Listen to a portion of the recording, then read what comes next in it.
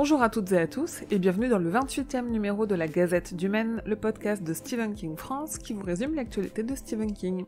Je suis Émilie et je suis très heureuse de vous emmener avec moi en balade dans le Maine pour vous conter les nouvelles informations depuis le 16 décembre.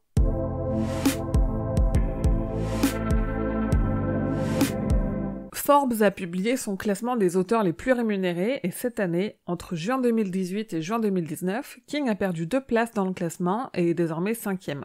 Il devrait remonter l'an prochain, après avoir touché les droits notamment de Ça chapitre 2 et de Dr. Sleep, des séries comme Castle Rock saison 2 et The Outsider, et de ses nouveaux romans. L'Institut, nouveau roman de Stephen King, arrive en France chez Albin Michel en janvier. Ça, vous le savez déjà. On a appris que sa version livre audio, produite par Audiolib, sera disponible dès le 15 avril. Et le 25 mars, Albin Michel publiera dans sa collection Ado la novella Le Molosse surgit du soleil. Déjà paru dans le recueil Minuit 4, après Brume et Le Corps, Albin Michel continue sur sa lancée et republie des romans courts de King pour un lectorat adolescent.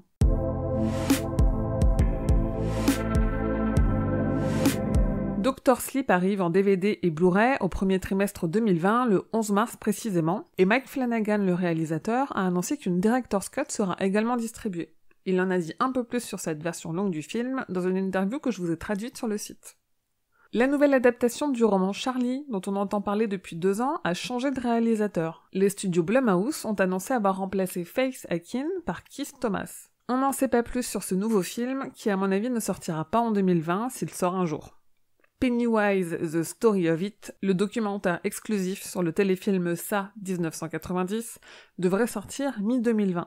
La production a dévoilé le visuel de la jaquette réversible que je vous ai posté sur les réseaux sociaux de Stephen King France.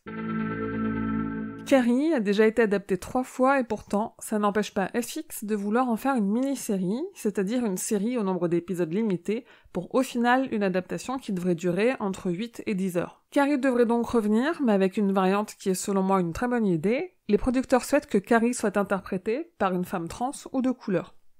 Il semblerait que le format mini-série séduise les producteurs américains, puisqu'une nouvelle adaptation de King arrive sous format de 10 épisodes d'1 heure. Il s'agit de la nouvelle Celui qui garde le verre, ou Jerusalem's Lot en anglais, qui a été publiée dans le recueil Danse macabre et récemment dans la nouvelle édition du roman Salem au livre de poche, puisque Celui qui garde le verre est un préquel à Salem.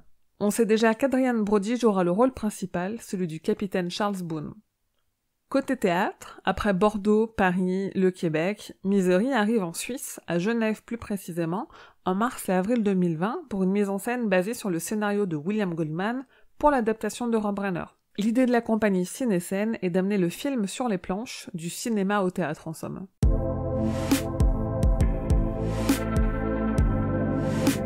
Dans le dernier épisode du podcast Le Roi Steven, on vous parle de Running Man et de ses adaptations, en compagnie de Monsieur Série, qui a lui-même un podcast sur Schwarzy. Ces 2 dernières semaines, on a appris que Netflix préparait un documentaire sur les lieux les plus hantés des États-Unis. Avec un peu de chance, ils consacreront un épisode à l'hôtel Stanley qui a inspiré Shining à Stephen King après une nuit chez eux. Croisons les doigts. Côté collectionneur, on a eu un nouveau visuel de l'édition limitée de The Dead Zone que PS Publishing prépare et dont je vous parlais en septembre. Ça faisait longtemps, mais on a du nouveau côté produit dérivé à l'effigie de Gripsou. Neka a montré le visuel définitif de son Gripsou 90 avec ses vêtements de tissu dans sa boîte. Diamond Select Toys a dévoilé une figurine de Gripsou 2017-2019 dans les friches.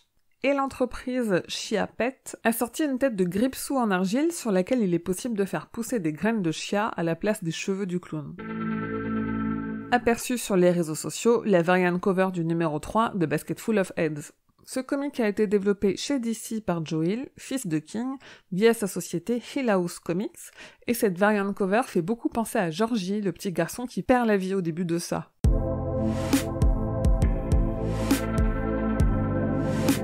Le dimanche 12 janvier, la série The Outsider, adaptée du roman de King, débute sur HBO aux États-Unis.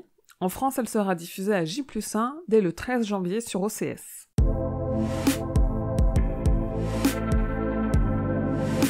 Et voilà, c'est tout pour la gazette numéro 28, la dernière gazette de cette année 2019. J'espère que vous passez d'excellentes fêtes de fin d'année et je vous souhaite un très bon réveillon de la Saint-Sylvestre. On se retrouve en 2020 pour une année qui sera, je vous l'assure, riche en surprises. D'ici là, vous pouvez venir me trouver à tout moment, ainsi que les dizaines de milliers de fans sur les différents réseaux de Stephen King France, Instagram, Twitter, Facebook, la page et Facebook le groupe, et aussi sur Discord depuis quelques mois. Et rendez-vous sur le site stephenkingfrance.fr dans l'article de cette gazette numéro 28 pour avoir plus de détails sur toutes les infos dont je viens de vous parler.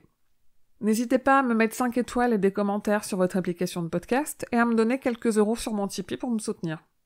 Je vous dis merci et à bientôt, fidèles auditeurs et auditrices, que vos journées soient longues et vos nuits plaisantes.